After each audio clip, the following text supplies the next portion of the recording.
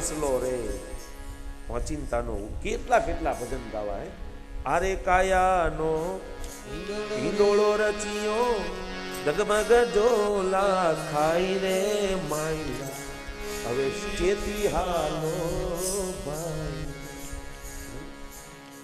હિંડોળો આમ ડગમગ થાય હિંડોળાનું તમે જોયું આમ જાય ને આમ જાય આમ જેટલો વાહે જાય એટલો આગળ જાય જેટલો આગળ જાય એટલો વાહે જાય જીવનનું કંઈક એવું છે જેટલા તમે આગળ જાઓ એટલા વાહે રહી જાઓ અને જેટલા વાહે રહી જાઓ એટલા ડુંગર ચડવા વાળો પર્વત ચડવા વાળાને હરે હંમેશને માટે હા તમે જોયું હશે ને ડુંગર ચડતો હોય કેમ ચડે નમીન ચડે કે આમ અકડ થઈને ચડે જવાબ આપો મને હે નમી નમીન ચડવું પડે ડુંગર ચડતો હોય એ માણસને નમી નમીન ચડવું પડે ઉતરતો હોય એ તો આમ તમારે આમ ફફડાટી બોલાવતો હોય એમ તમારે પ્રગતિ કરવી હોય શિખર ચડવા હોય ઊંચાઈ મેળવવી હોય કંઈ પ્રતિષ્ઠા મેળવવી હોય તો નમી નમીન હાલો ને તો તમને ઊંચાઈ અને પ્રતિષ્ઠા મળશે મેરે ભાઈ બાકી હેઠું જ પડી જવું હોય તો ટટ્ટાર હાલો આમ હાલો દુનિયા એની મેળે હેઠા પાડી દે તમને બહુ અભિમાની લે આવું છે બધું ભાઈ પ્રગતિ કરવી હોય ઊંચાઈ મેળવવી હોય તો નમ્ર બનીને ચાલો નમીન ચાલો અને નમે એ પ્રભુને ગમે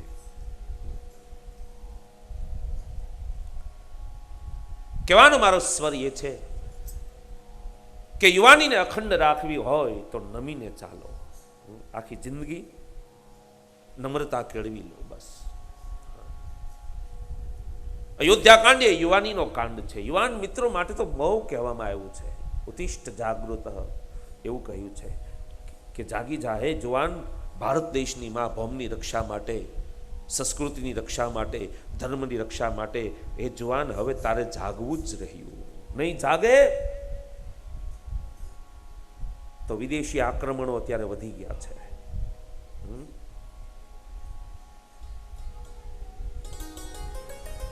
વડીલોએ સલાહ આપવાની શુદ્ધ સલાહ સારી સલાહ અને યુવાનોએ દેશની રક્ષા માટે ધર્મની રક્ષા માટે રાષ્ટ્રની ગુજરાતની પોતાના ગામની રક્ષા માટે તત્પર રહેવું જાગૃત રહેવું એટલે મારું ટૂંકમાં એવું કહેવું છે કે હુઈ ન રહેવું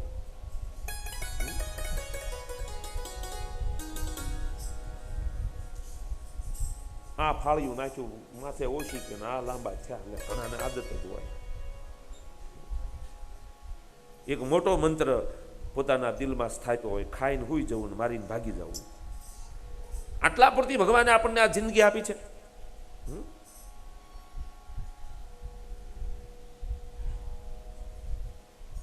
ખાવું જોઈએ પીવું જોઈએ પણ માપમાં જેમ શરીરને ભૂખ લાગે તો આપણે ભોજન કરીએ એમ આત્માને ભૂખ લાગે ત્યારે રોજ સવારે અને સાંજે મંદિરે જઈ અને આત્માને ભગવાનના મંદિરે દર્શન કરાવીને એનો ખોરાક પૂરો પાડો આજે ગામના મંદિરો હોય પણ પૂજારી 2-3 છોકરા આટલા બધા આરતી ઉતારતા હોય બાબલાઓ મંદિરના ઓટલે બેઠા હોય પણ પૂજારી આવીને બેલ વગાડે નગારું વગાડે ત્યાં કે હાલો લ્યો સૌજીભાઈ વાળું ટાઈમ થઈ ગયો ફાળિયા નાખ્યા ખંભે એટલે વાળું કરવાનો આલારામ મંદિરે મૂક્યો તમારા માટે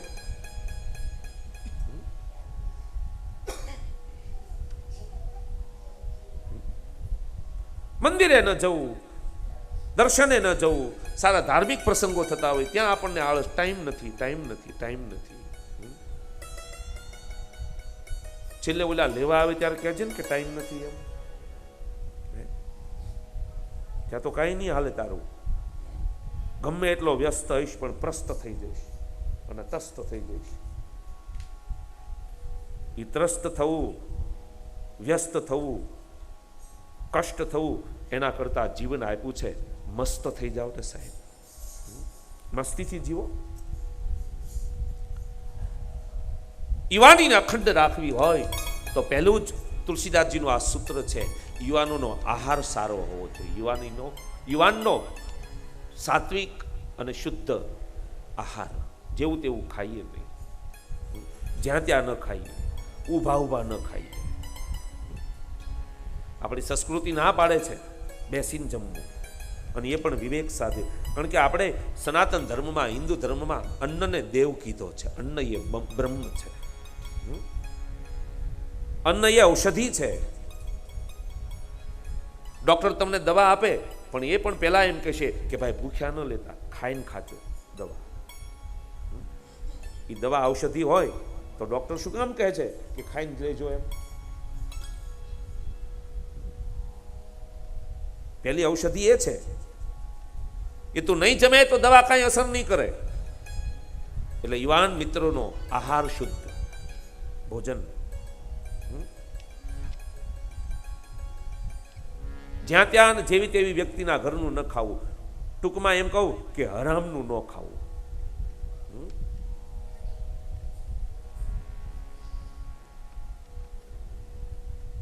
અમુક અમુક લોકો તો એવા હોય છે ને સાહેબ,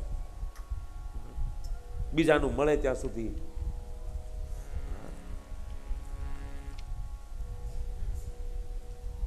આપણને એમ લાગે કે આને ખાવા માટે સ્પેશિયલ અવતાર લીધો હશે. મફતનું મળ્યું નથી, ઉપાડ્યું નથી સાહેબ.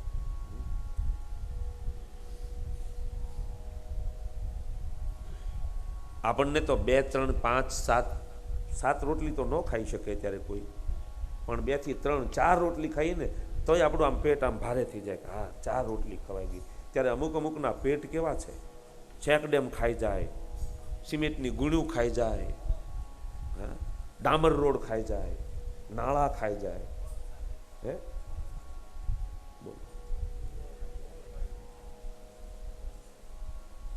કોલસા ખાઈ જાય, ઘાસચારા કૌભાંડ કરીને ગાયોનું જે હોય ને એ ખડ ખાઈ જાય. મફતનું અને હરામ, અને કોઈનું હરામનું ખાધેલું ક્યારે પચતું નથી સાહેબ. એ આજે નહીં તો કાલે, વર્ષે, 5 વર્ષે તમારે એનો બદલો આપવો જ પડે. આહાર શુદ્ધ, અને પછી બીજું બહુ ટૂંકમાં હવે કહી દઉં, વિહાર શુદ્ધ. યુવાન દોસ્તો, તમારો વિહાર એટલે હરવા ફરવાનું પણ સારી જગ્યાએ હોય. જ્યાં ત્યાં હરવું નહીં, જ્યાં ત્યાં ફરવું નહીં. તમારા વિચારો બગડે એવી જગ્યાએ ફરવું નહીં. તમારું જીવન બગડે એવી જગ્યાએ જવું જ નહીં.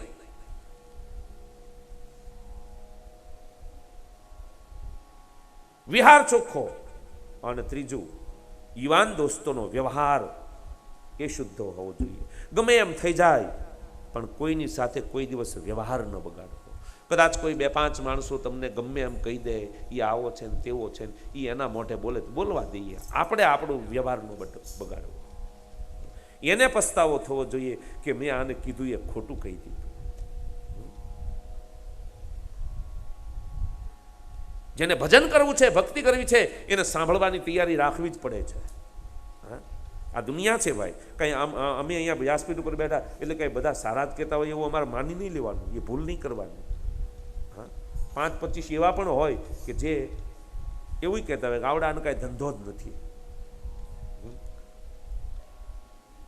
બોલ્યા જ કરે, બોલ જ કરે. માણસોને રોકી રાખે છે, ટાઈમ બગાડે છે, ધંધા વગરના કરીને આવું કહેવા વાળા છે.